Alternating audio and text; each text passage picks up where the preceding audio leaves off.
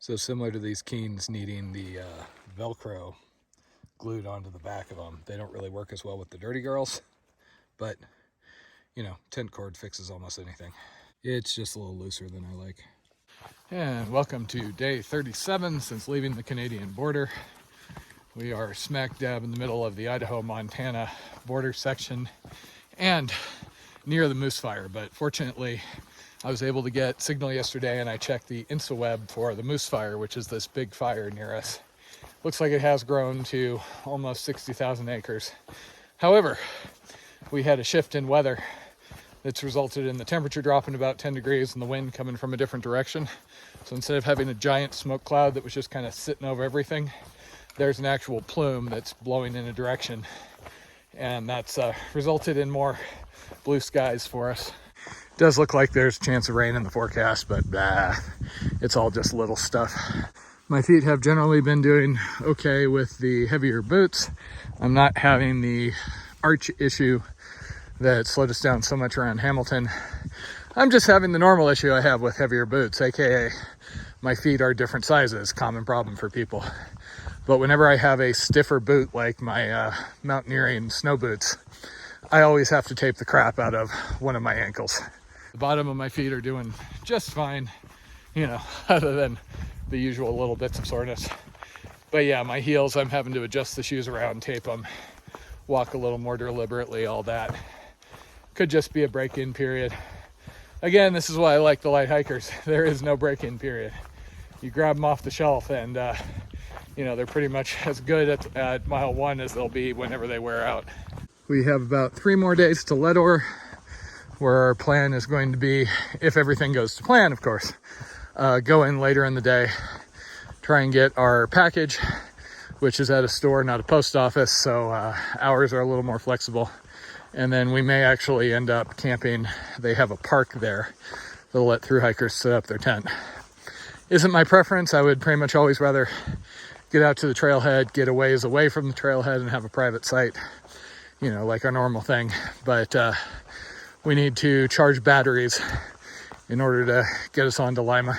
While I'm waiting for my latest warranted Nightcore 20K battery to catch up with me here, I'm back to using the Anker I had last year on the PCT. Super solid battery, but that thing has been charged and discharged so many times over the last year plus that it has noticeably less battery capacity. It's fine for what I'm doing here, but I want to have a little bit burlier capacity in case I need to do some longer carries further south. In general, we've been doing, you know, 6-ish day carries, and looking ahead after Taters leaves, that's probably going to continue. It seems like things divide up pretty well around the, you know, 120-ish mile mark. And that prevents me from having to blow too much time sitting there waiting to hitch in or out. And as much as I know I can probably use the extra time, there are a couple more of these alternate options up ahead where I'd rather take the red line / path less traveled. Next one's going to be right after Taters leaves. You either go on a road walk through Max Inn, or you add maybe a day, part of a day, and red line through some really pretty forests and things. I want to do the really pretty forests and things. So assuming I do that, instead of walking right past this place called Max Inn, I'll be then hitching into West Yellowstone, which is about the time I have to be messing with my Yellowstone permit. Because you remember how fun it was in Glacier where we had to reserve individual campsites in the backcountry? That is how Yellowstone is going to be. So my goal with Yellowstone is going to be to pretty much get through as quick as I can and get back to the wilds. On the plus side, once I am through Yellowstone, I think that is that last section like that. There are a couple of, you know, permits or reservation permits here and there, but nothing that's so restricted. And also, once I'm a bit south of there, I can get rid of this bear spray I've been carrying ever since the border. These winds are kind of great.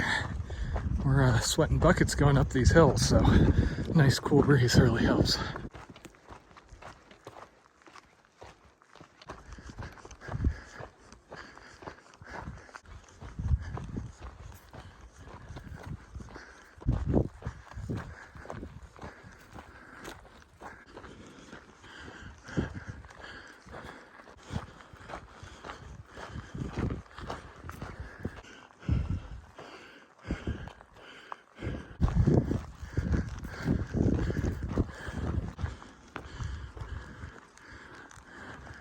Once Taters is no longer with me, I probably won't be doing many lunch breaks in the middle of the day. Just doesn't fit as well with how I go, so we're enjoying it what we can. Today on the menu, potatoes plus ramen, plus dirty chai latte from Alpine Start, plus Snickers bar. We're hungry. Apparently we haven't been feeding Taters enough.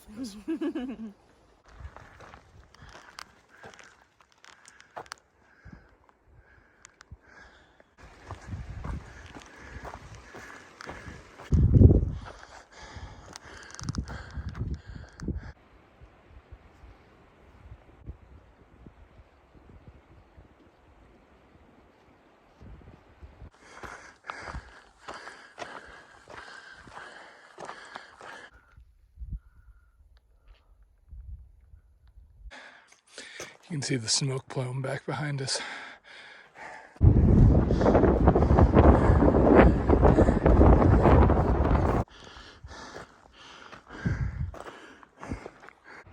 And we got Sal.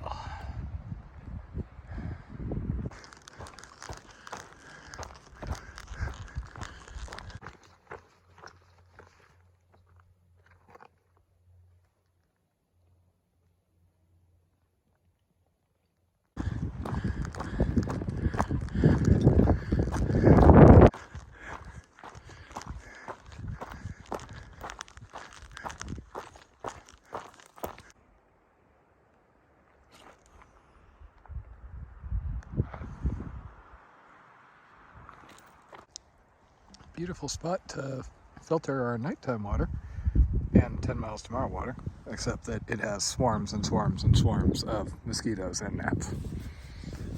But it's okay, Taters is still smiling. Her smile is covered in mosquitoes at the moment. Okay, well, while the logical thing would be to camp by the area with water, we thought we'd carry all the water to go up some really steep hill. Because, you know, it's a bit of a slow night. There weren't quite enough mosquitoes back there to make it worth just nude sunbathing. I'm ready for nachos, but when all the mosquitoes come out. You know, for having set fire to her old boss and broken up with her boyfriend.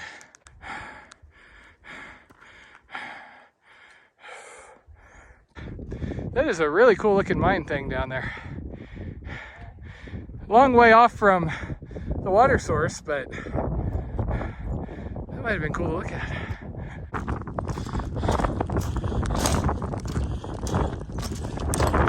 We found a nice quiet ridgetop spot for tonight, and it seems like it's going to get kind of cold tonight, so we are preparing to settle in and bundle up and get cozy with another episode of For All Mankind. And eat jelly beans.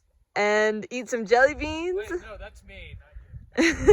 And some rice burritos. How are there mosquitoes up here is what I want to know. Home sweet home for the night.